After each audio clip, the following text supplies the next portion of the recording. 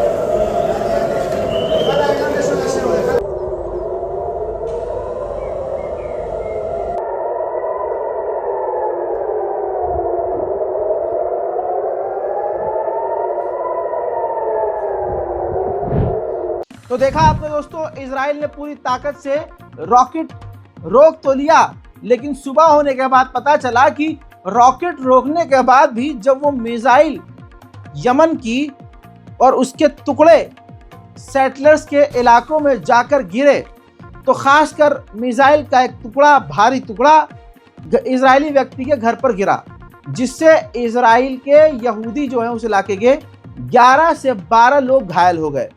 ये तमाम चीज सुबह उजाले में पता चली। देखिए,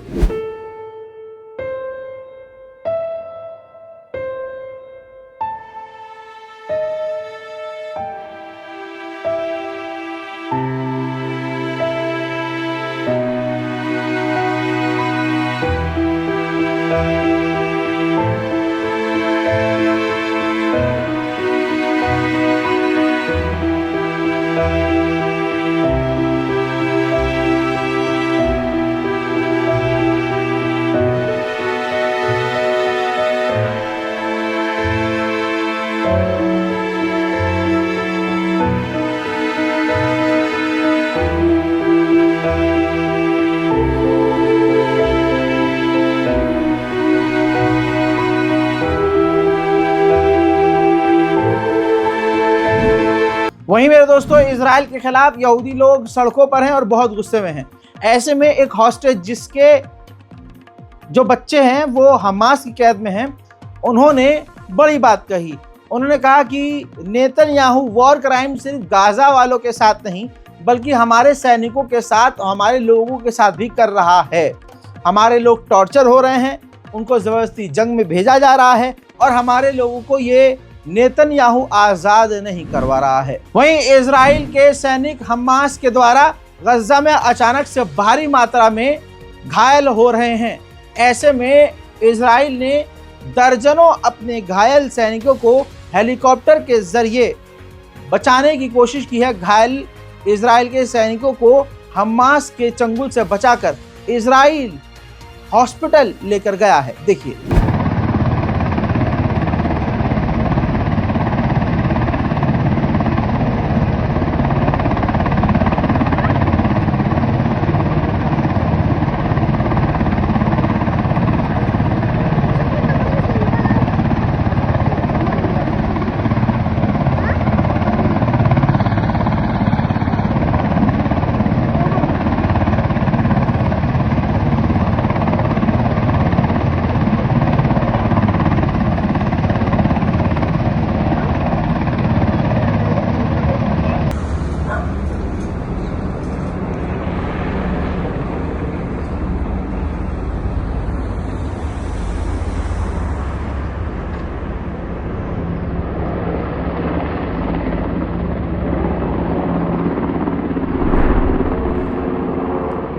हजरत उधर नेतन्याहू अपने बिल्कुल नरम वाले फेस पर आ चुका है, क्योंकि तमाम तरफ से उस पर अब प्रेशर है और उसकी सरकार को अब बड़ा खतरा है।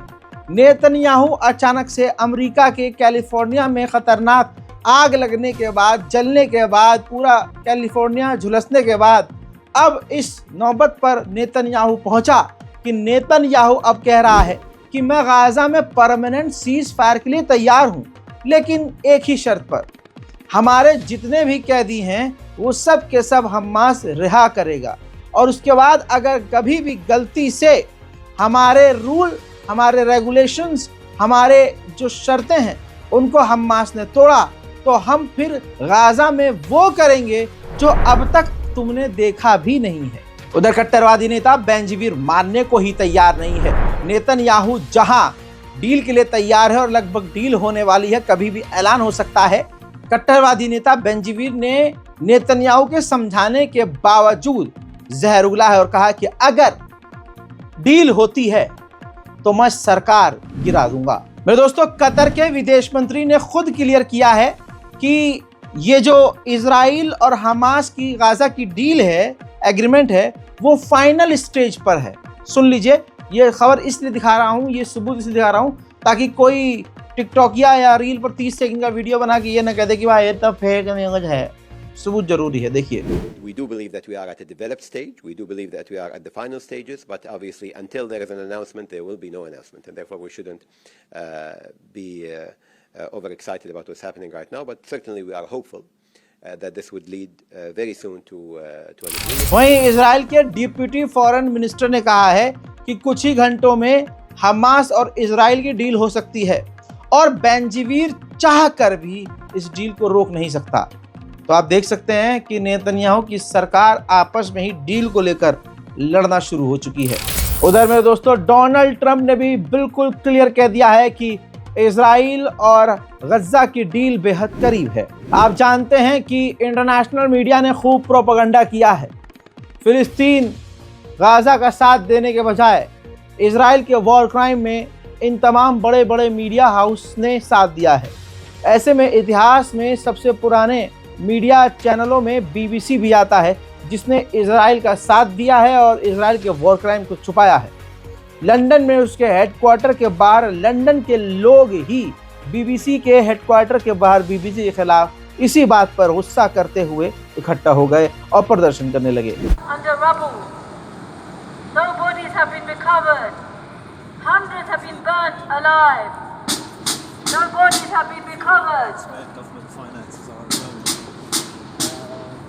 Mariam Abdul Rahman, age 3. Mariam Ahmud Abdul Karim, age 7. Mariam Ahmud Abdul, age 3. इसी तरह से फिनलैंड में इजराइल के खिलाफ प्रदर्शन तेज हो गए हैं। Palestine! Free, free Palestine! Free, free Palestine! Free, free Palestine!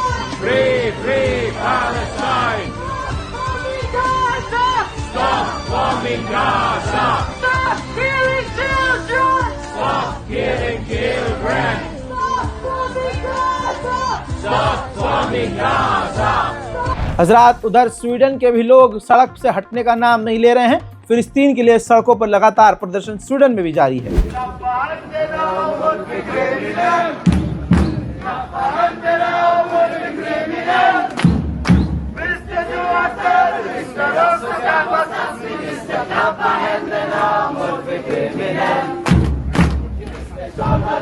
Germany में भी जबरदस्त फिलिस्तीन के समर्थन में प्रदर्शन, तस्वीरें आपके सामने। Free, free Palestine! Free, free Palestine! Free, free!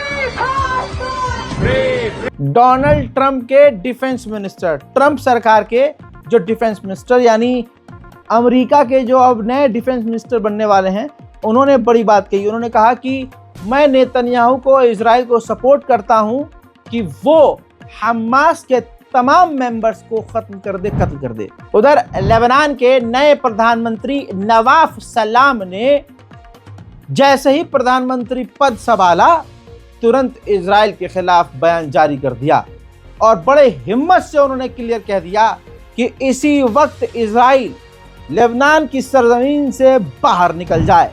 यही जो लेबनान के नए प्रधानमंत्री हैं नवाफ, ये आंखों में अब इजराइल के छुप गए हैं। इजराइल के विदेश मंत्री ने ट्वीट किया है और ट्वीट करके कहा है कि जिस तरह से एक ICJ का जज रह चुका बंदा जो अब लेबनान का प्रधानमंत्री है, वो इतने बड़े पद पर होकर हमें कह रहा है कि हम प्रॉब्लम हैं, जबकि हम प्रॉब्लम नहीं, प्रॉब्लम हिजबुल्लाह है। इन तमाम चीज़ों के बावजूद ये तस्वीर देखिए, लेबनान के अंदर इजराइल अभी भी लोगों के मकानों को तोड़ रहा है। वहीं UN में इजराइल ने कहा है कि ईरान की मदद से हिजबुल्लाह दोबारा से अपनी आर्मी को मजबूत कर रहा है कि हम बर्दाश्त कतई नहीं करेंगे। उधर बैतुल मुकद्दस, फिलिस्तीन के हम सब के, पूरी दुनिया के मुसलमानों के पहले किबले बैतुल मुकद्दस में मुसलमान तो अब नहीं, लेकिन यहूदी एक बार फिर से रोज की तरह घुसपैठ कर रहे हैं।